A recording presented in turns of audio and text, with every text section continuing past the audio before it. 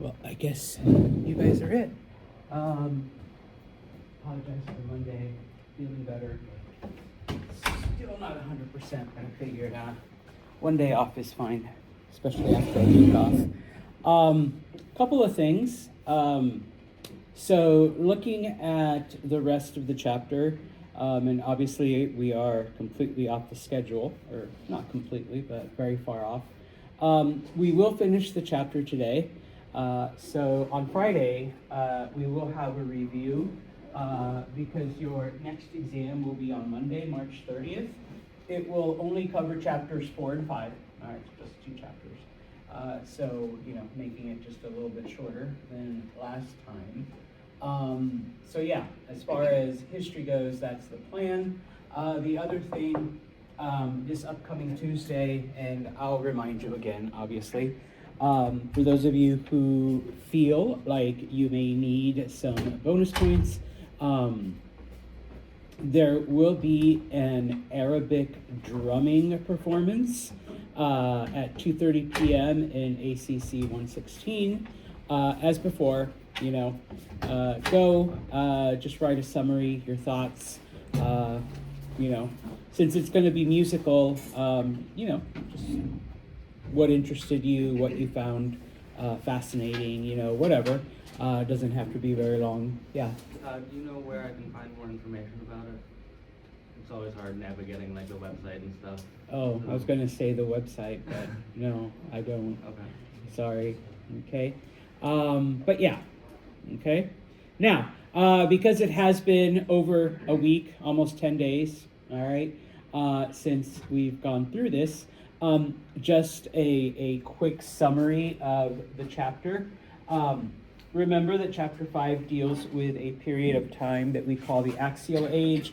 The Axial Age is the years 1000 to 0, okay?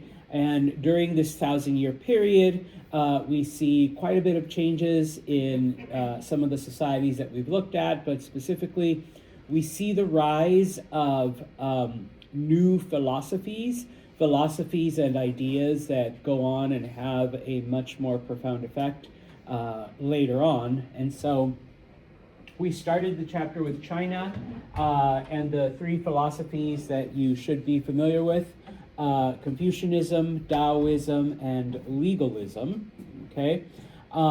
As far as other ideas and innovations, remember it is during this 1,000-year period that in China, now there's several, if you recall, but these are the 2 that I want you to remember. As far as military innovations go, it was the Chinese who came up with the concept of a draft, so not just the warrior class fights, every male does. And then, of course, they do invent the crossbow, okay? As far as agriculture goes,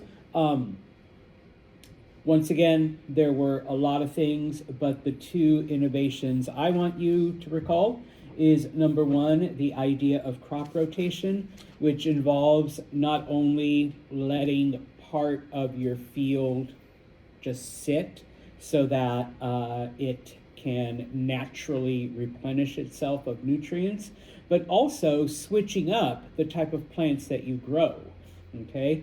And then, of course, the idea of letting animals, in China, it was specifically the ox, tying a plow to it and allowing the animal to do most of the work, whereas humans would just guide, okay, type of thing. Then we looked at India, okay? In India, the 2 philosophies you should be familiar with, Jainism and Buddhism, okay? In addition to those philosophies, we see other changes in society. Number 1, they are one of the first groups to have a non-monarchy, a non-king government, in this case an oligarchy, which is rule by a council. Doesn't matter how big the council is, all right, but you don't have a king. Number 2, it is during this time period that they developed the idea of jati, which is basically sub-levels within the social classes, within the varnas. Okay, so that now you have more steps to go through when it comes to your life and reincarnation. Finally, speaking of Varnas, they do add a new Varna at the very bottom of the social ladder. The untouchables, if you want to call them that. If you want to go with the actual name, I learned the name pariah, okay? But as long as you just describe it that way, the lowest of the low. In the 1950s, they were called the children of God because only God would go near them. Nobody else would, okay, type of thing. But yes, we see the development of this new Varna. Anyone remember what their job was? Yeah. Street cleaner. Yep, that's why they were the lowest of the low, because they touched garbage all day. Okay, they were the most unpure. All right. Finally, right before the break, we talked about ancient Greece. Okay. There were over 150 city-states. Greece never advances past the city. Okay. And of course, each city was unique in that they had different forms of government, different kinds of lifestyles. And so, and I tried to draw an arrow, in addition to oligarchies, okay, the ancient Greeks also came up with the concept of a democracy where, everybody gets a vote and gets to decide. And of course, the idea of a tyranny, which is like having a king, except it's not hereditary, okay? It's one person that calls all the shots, okay? Now, amongst those multiple city-states, we have Athens versus Sparta. In just about every history class that you take, these are the only two we really mention. These are the two that we tend to, focus on because number one, they were total opposites, okay? Number two, they were mortal enemies during ancient history, okay? And every other city-state was basically like somewhere in the middle or sided with either one side or the other. And so, for example, Athens was ruled by a democracy where every male who was eligible voted, and that's how the city decided. Whereas Sparta was more of an oligarchy, even though they referred to their leaders as kings. There were only two of them. One of them was in charge of war. One of them was in charge of everything else. Okay? And they really answered to nobody. So, it was kind of like they were ruled by two kings, but they were an oligarchy. Okay? Whereas Sparta had a military society, everything was geared towards fighting. Athens was a very diverse, a very cosmopolitan. It was very dynamic, okay? It was varied. They had, different social classes and different professions, and, so it wasn't all just military. All right? And so basically this is where we left off, other than the contributions of the city-states, and so I'll just put that up here. As far as military goes, things that the Greeks contributed, and this was pretty much all the Greek city-states. Number one, the phalanx, which is a military formation where you have men, shield on the left side, big spear on the right, and so basically you just moved forward and poked and defended, and they were pretty much unstoppable until they encountered the Romans, okay? And then, of course, the idea of arming their soldiers with heavy armor, okay? Some of the other things that the Greek city-states come up with, number one, the idea of universal currency.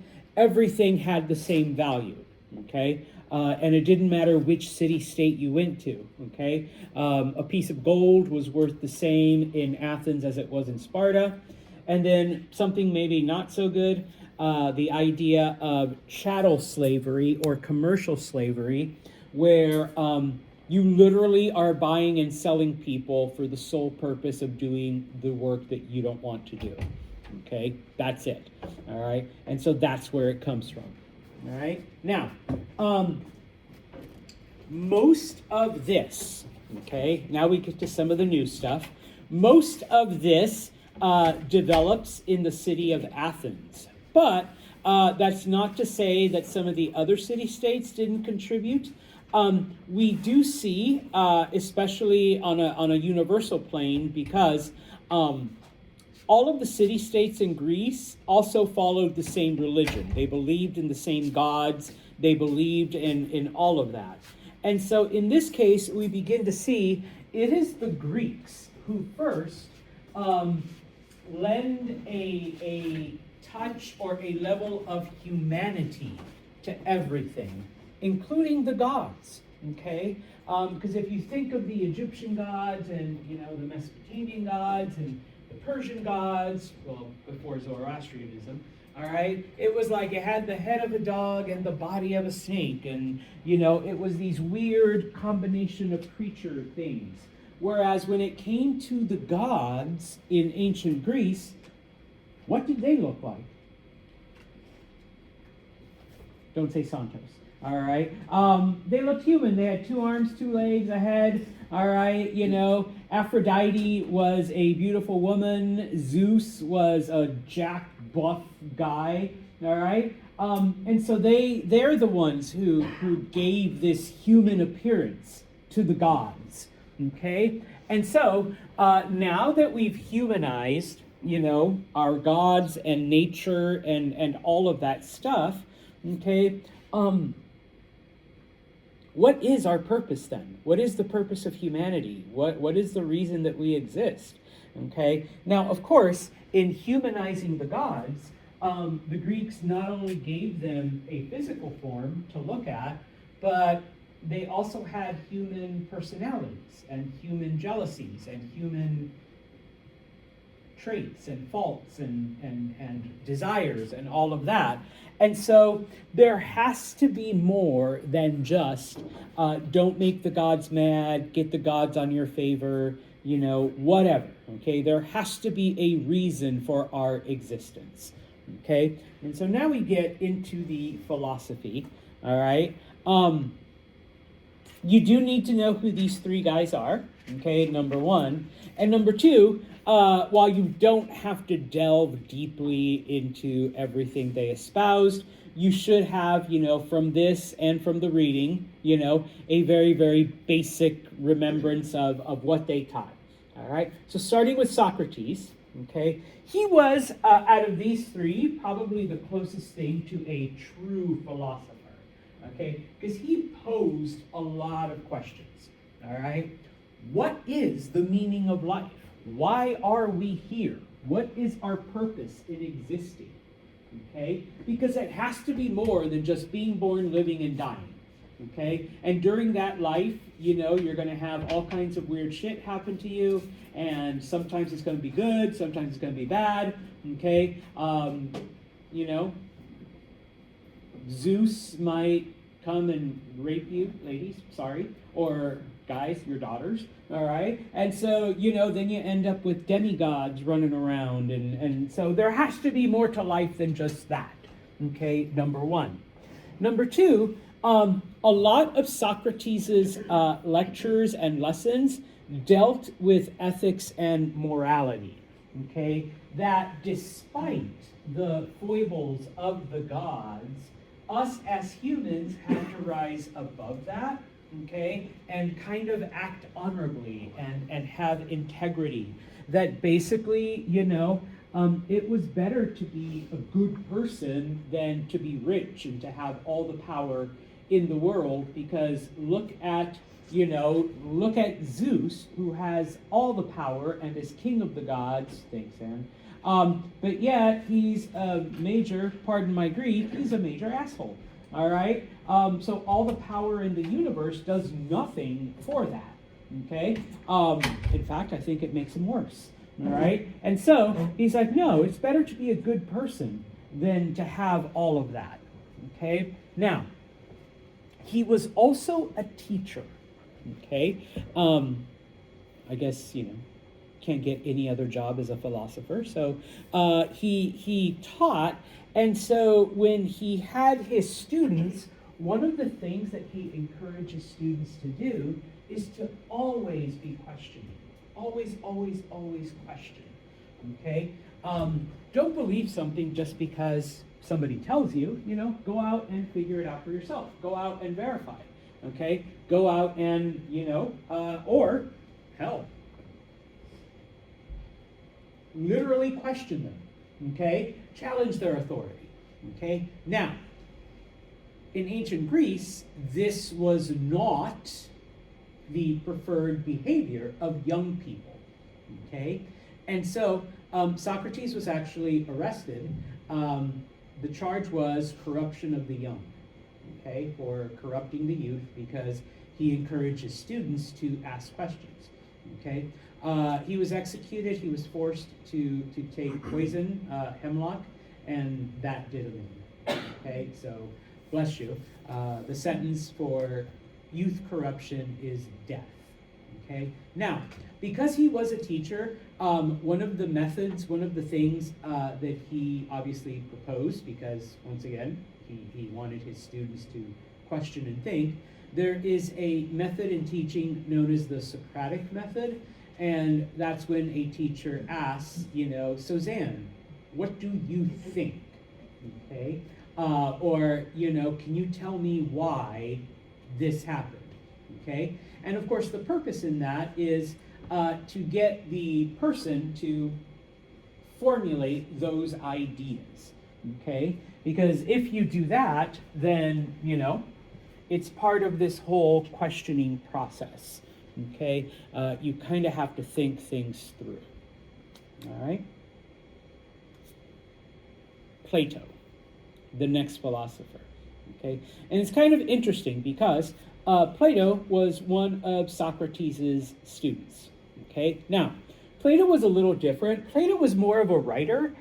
He wrote several treatises and essays, and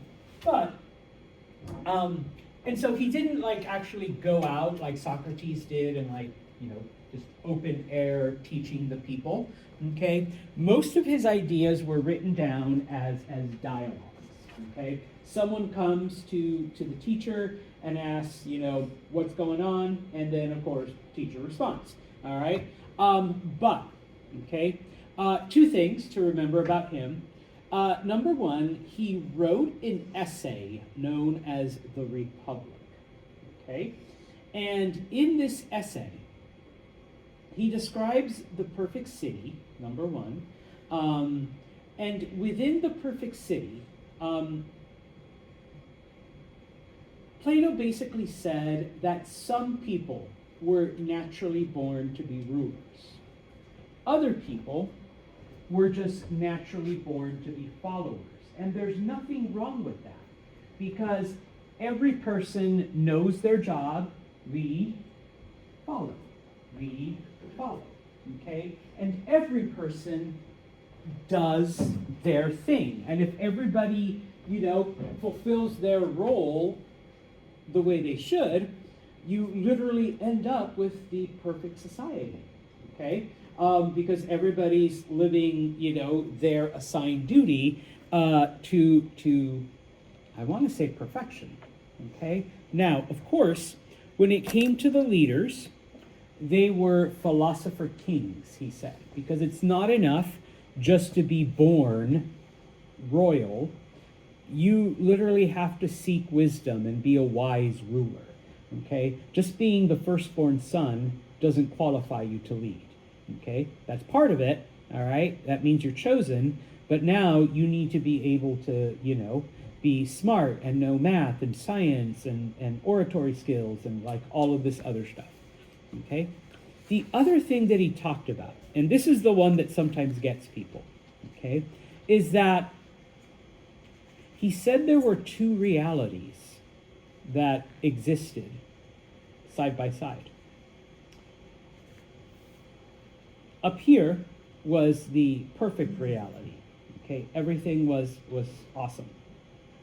We live in the broken one.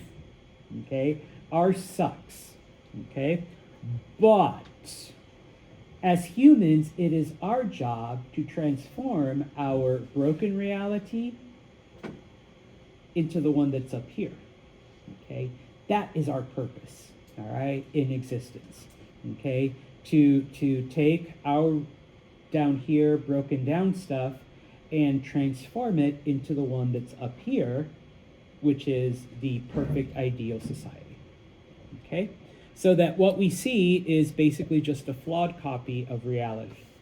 All right? So this isn't reality. I know, it feels like it, every morning especially. Okay? But it's not. Okay? And every day we get up to try to make this flawed reality into, what it's meant to be. All right? Finally, we have Aristotle. Aristotle was one of Plato's students who strongly disagreed with that last one, okay? Because he was more of a scientist. I guess we can call him one of the early scientists, where he said, you can't just make shit up and then just say, oh yeah, our reality sucks and there's a real reality out there and we got to strive to make that reality real type of thing.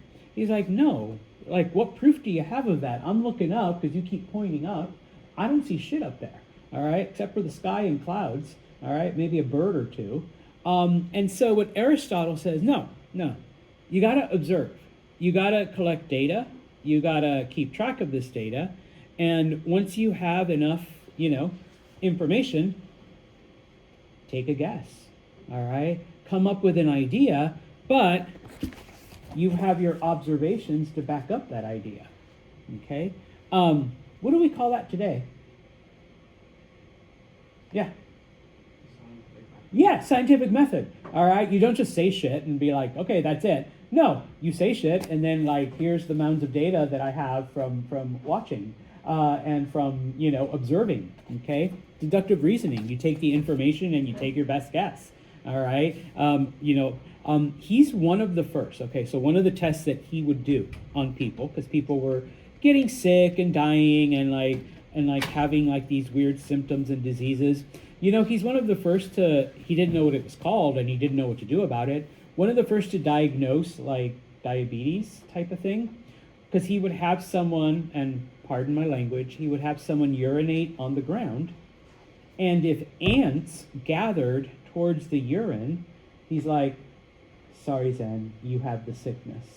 Why would ants gather towards that urine? Yes, high levels of sugar, okay? And if they didn't, it's like, well, Zan, you don't have this disease. I don't know what you got, all right? Totally something else. Probably, you got cursed by Aphrodite, but, type of thing. Now, of course, like I said, he didn't know what it was called, didn't know how to fix it, but he could at least tell you, yeah, you're going to die a slow, awful, horrible death, all right, type of thing. And so he was able to come up with, things of that nature. Okay, a couple thousand years ago. Now, we'll talk about him in the next chapter, but Aristotle, later on in his life, was hired by a man named Philip to be the private tutor to his son, Alexander, who would later go on to be Alexander the Great. Okay, and so the fact that Alexander the Great had a, quasi-scientific education kind of explains, I guess, his accomplishments. All right, so philosophers and the things that they came up with.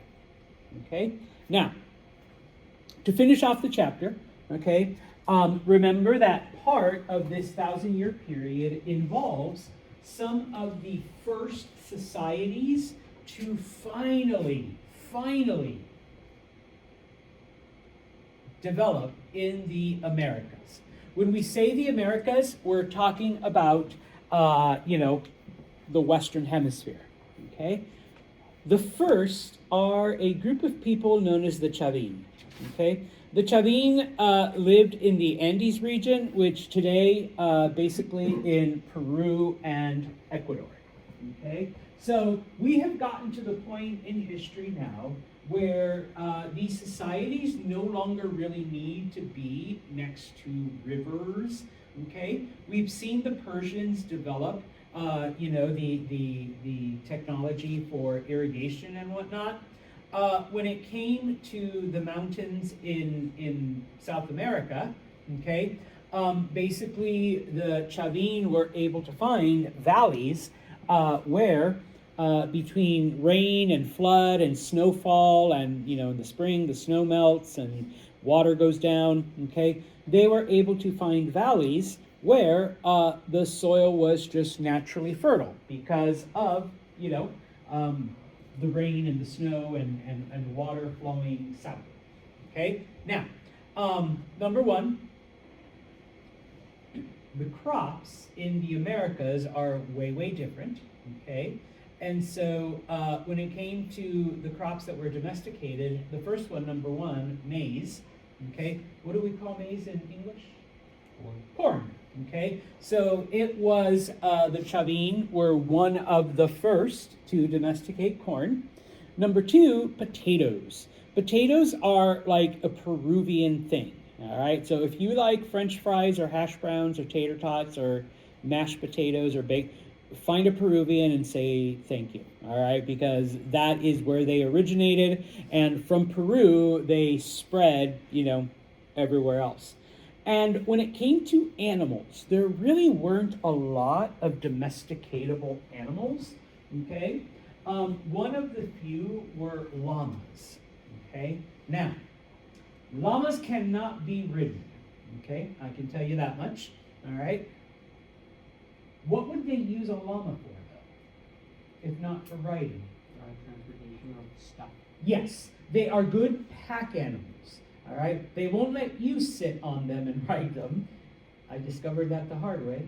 But they will allow shit to be put on them. Okay, so yes, especially in a mountainous region. Okay, they come in very handy. All right, when it comes to carrying things.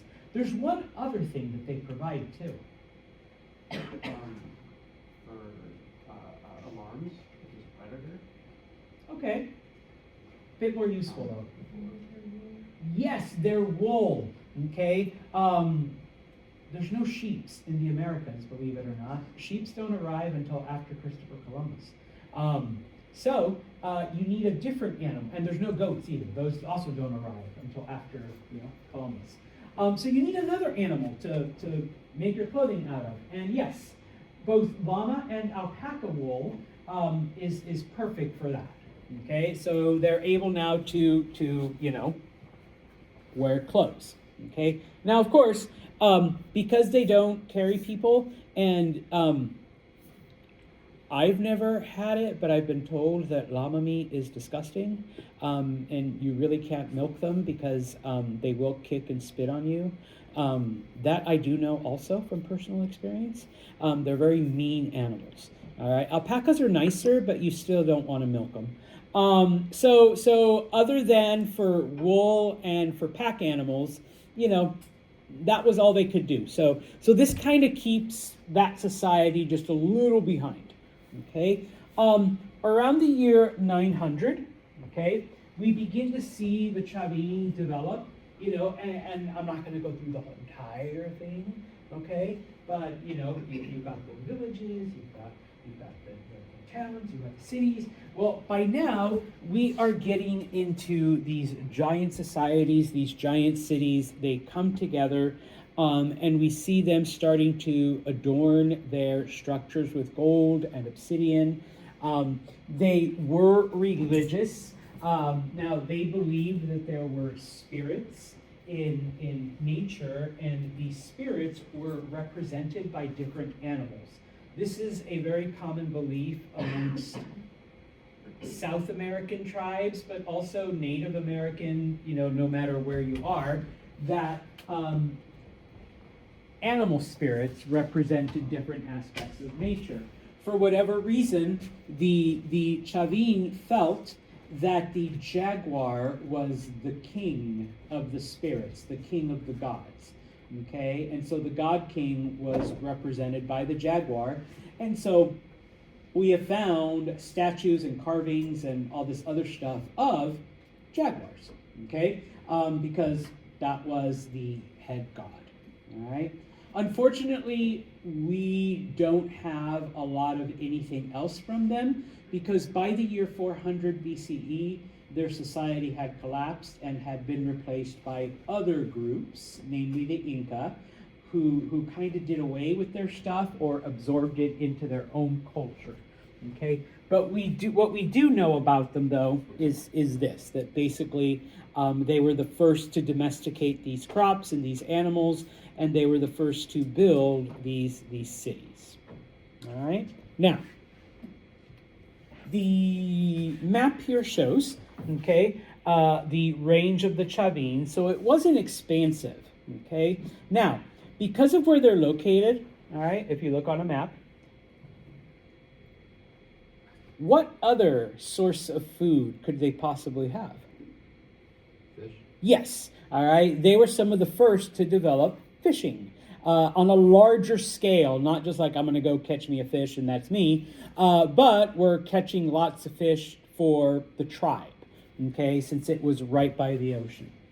Okay, now, the other one that you need to remember are the Olmec. All right, now these come from central Mexico. Okay,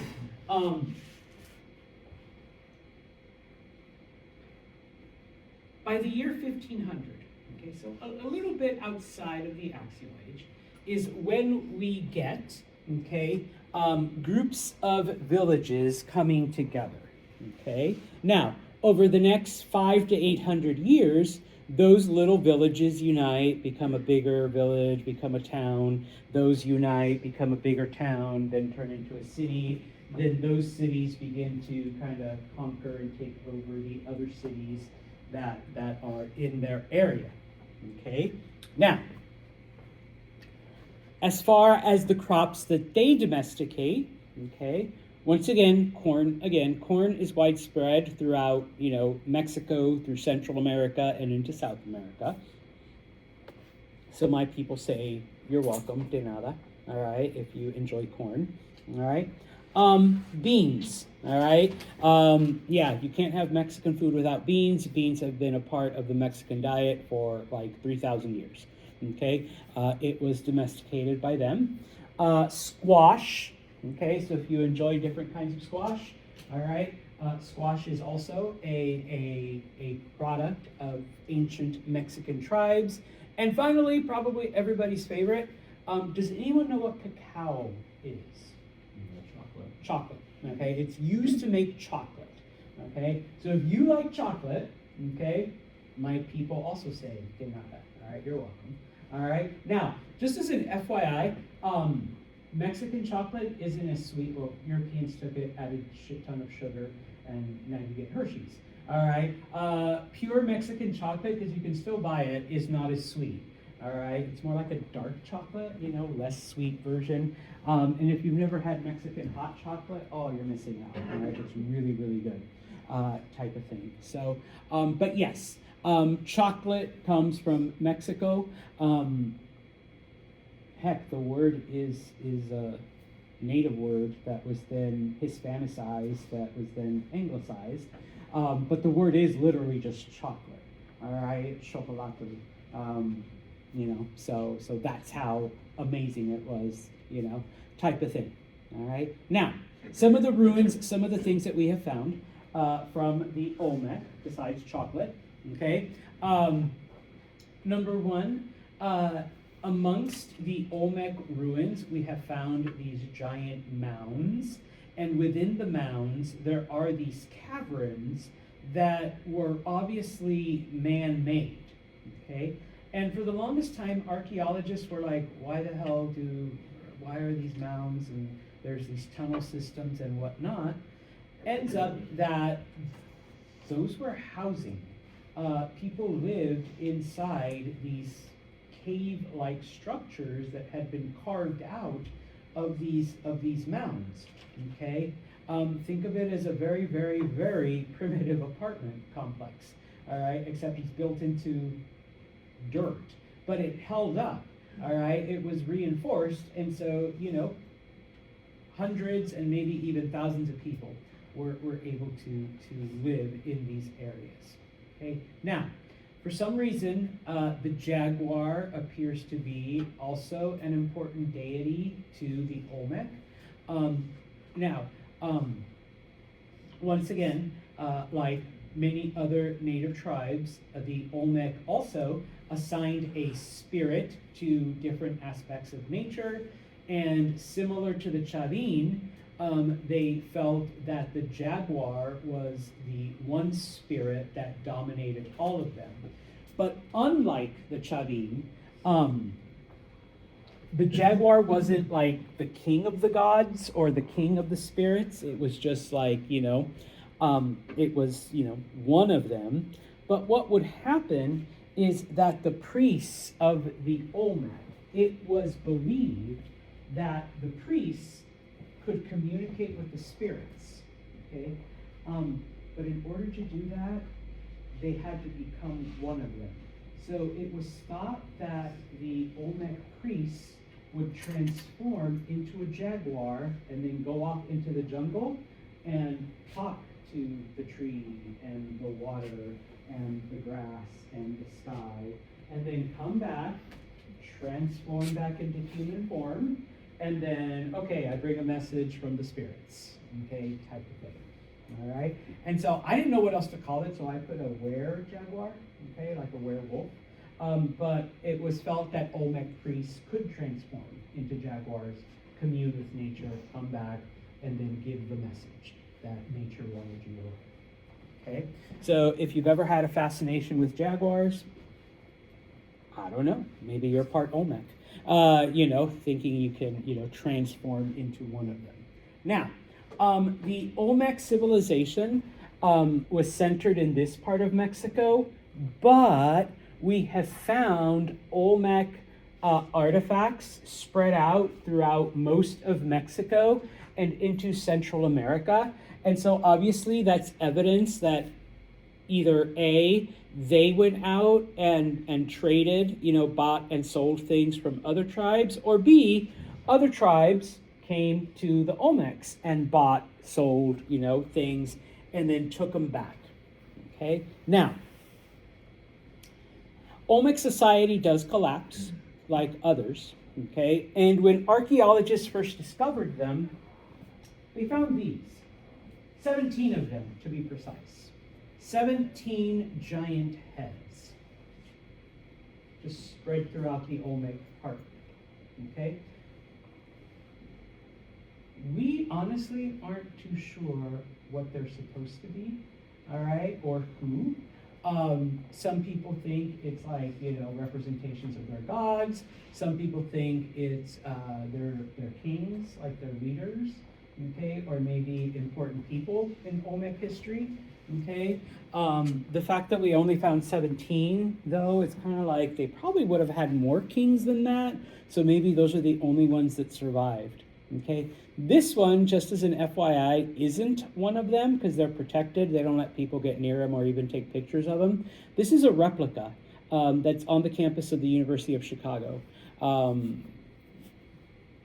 Because the best you can do is send someone, memorize it, and then go build a replica somewhere, okay, type of thing. But yeah, 17 heads, just big-ass heads.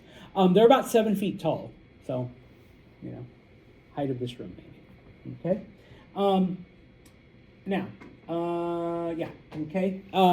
As I mentioned, okay,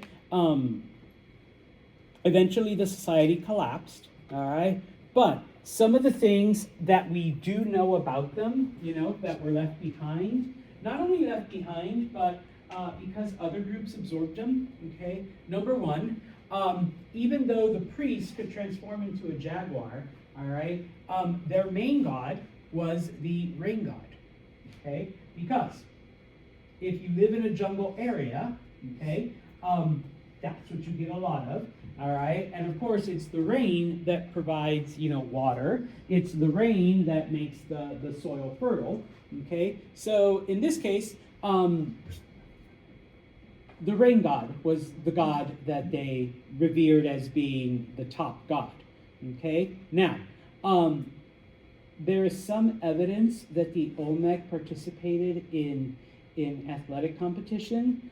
We think that most of these competitions were done to honor the rain god, and so part of that honor, if you were the loser, was to be sacrificed. Okay, so it gives new meaning to the term sudden death.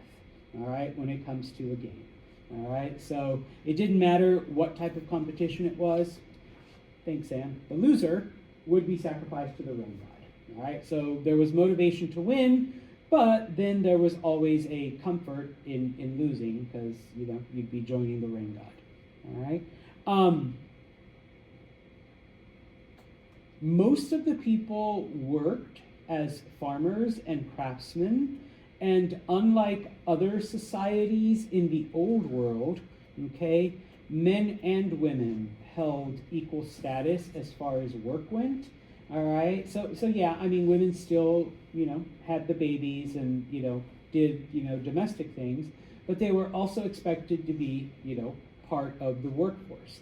And this is something that later on totally confounds Europeans when they encounter Native American tribes, that the women are also out there farming.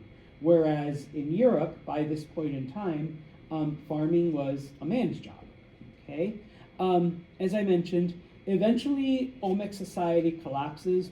We don't know really how or why, because in the records that we have found, I mean, we've learned this stuff about them, but nobody says, oh yeah, by the way, what's that giant rock headed towards us? Or, why are these animals eating us? Or, why is everybody dying with a fever?